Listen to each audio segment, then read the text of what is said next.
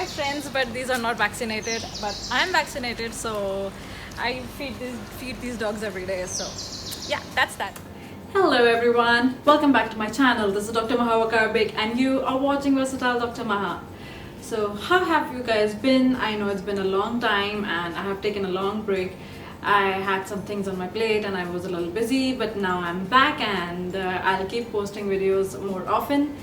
So first of all, I'd like to thank you all guys for showing so much love to all my videos and my recent birthday vlog, and apart from that, a lot of love was shown from you guys on my tetanus vaccination video, and I'm so happy to receive all the love from you guys. And there were many questions on my tetanus video, and there were some questions regarding rabies as well, so I thought, yeah, why not, let's make a video on that. So here I am with a topic on rabies, and today I'll be discussing about as to what rabies is and what are the symptoms and signs and how can we prevent it. That is the most important aspect. So we'll be discussing about rabies vaccination as well. So before we start with the video, let me just remind you guys to don't forget to subscribe to my channel and hit the bell icon so that every time I post a new video you get a notification. And do share this video as much as possible, because yeah, it's always good to share knowledge and spread the awareness. So let's get going. So first of all, what exactly is rabies? Rabies is an acute, infectious and a progressive disease which affects our central nervous system, and it is caused by rabies virus, which belongs to Rhabdoviridis family. So this disease is such a fatal disease and there's no treatment which has been found yet. So the best way to prevent this disease is vaccination, right? So before jumping on to vaccination, let me first tell you about the incubation period of the disease and how is it spread. So firstly, it is spread by vectors like dogs, cats, monkeys, and these three animals are more commonly spreading the disease in Asia and some parts of Africa as well. And different animals like bats, fox, jackals, raccoons, mongoose, these animals, they spread this disease in developed countries like America. So these are the vectors. And what exactly is the incubation period of the disease? The incubation period, it varies from 10 to 20 days up to a year. So yeah, for those who do not know as to what incubation period is, incubation means the time when the person is exposed to virus. From that time onwards till the person starts developing symptoms, that is called as incubation period. So that was about that. Now let's talk about symptoms. How will the symptoms and how will the disease manifest itself? Initially the symptoms are very normal, like fever, and then people will feel fatigued and tired and headaches, nausea, vomiting. So these are the initial symptoms, but then it progresses because it affects our central nervous system, and then the symptoms progress to like hydrophobia, people who are afraid of water, and it can lead to aerophobia, scared of drift of wind, and then again it can lead to coma, and before coma it can lead to paresthesis, that means weakness of your limbs, and then paralysis, coma, and eventually death. So like I told you guys before, it is a fatal disease which does not have any treatment. So let's talk about prevention of the disease, and for prevention we'll talk about vaccination of the disease. So vaccination I'm going to discuss into two parts. One is pre-exposure prophylaxis, another is post-exposure prophylaxis. So what is pre-exposure prophylaxis? It means if a person who has not been bitten by the animal yet, the person who deals with animals, like animal lovers who are roaming on the street and they just love to play with animals, and people who deal with animals, pet owners and pet shop owners, right? So these are the people who need to get pre-exposure prophylaxis. So they need to get 3 shots of vaccine, rabies vaccine, and it is given on day 0, 7 and 21. So this is the regime for pre-exposure prophylaxis. And now let's talk about post-exposure prophylaxis. Post-exposure prophylaxis means that a person has already been bitten by the animal. So what is one supposed to do when a person has already been bitten?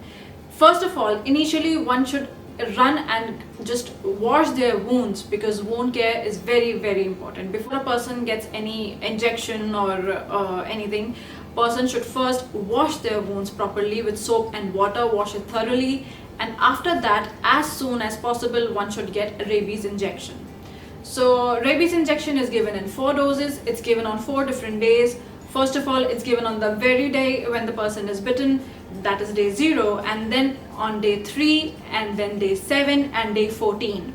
So 0, 3, 7, 14, these are the 4 days when the person is supposed to receive their injections. Initially, people used to give 5 doses. There was a day 28 as well, but we are not doing that now. So it's just 4 doses right now. And apart from that, one is also supposed to receive rabies immunoglobulin. So that is a passive form of injection. And how is one supposed to receive immunoglobulin? It's just the wounds, wherever the person has the wound, and that area is to be infiltrated with rabies immunoglobulin. And apart from that, one should also get a tetanus vaccine if a person is not already immunized with tetanus within 10 years period. So that was about vaccination, and the side effects of vaccination are very minimal. They are usually pain and pruritus on the site of injection, or they can be sometimes fever or malaise.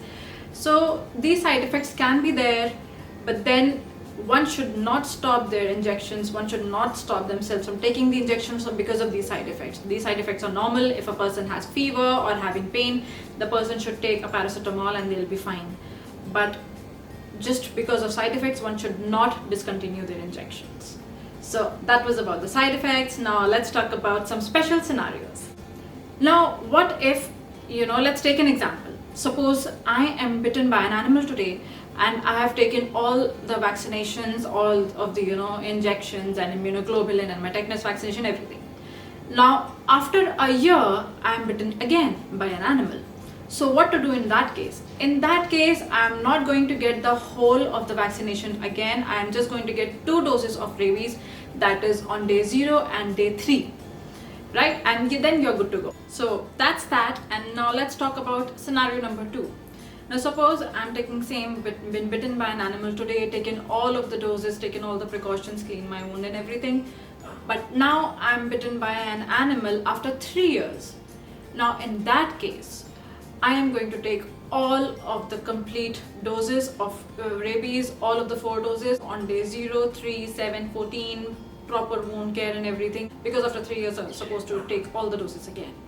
So yeah, these were some special cases. And let me also talk about the severity.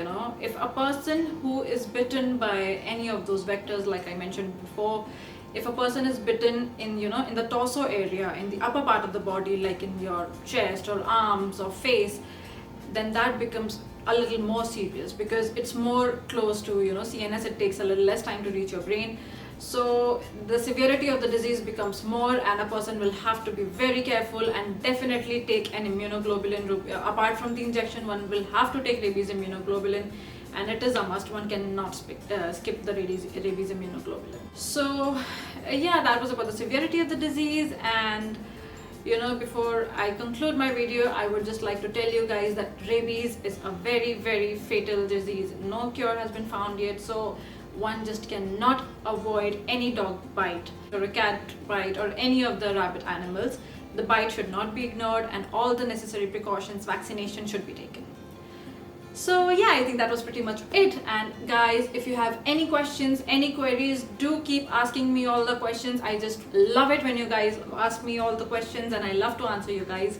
So keep all those questions coming. And that's the end of my video. I'm gonna sign off now. I'll see you guys in another video of mine. Till then, take care you guys. Bye bye.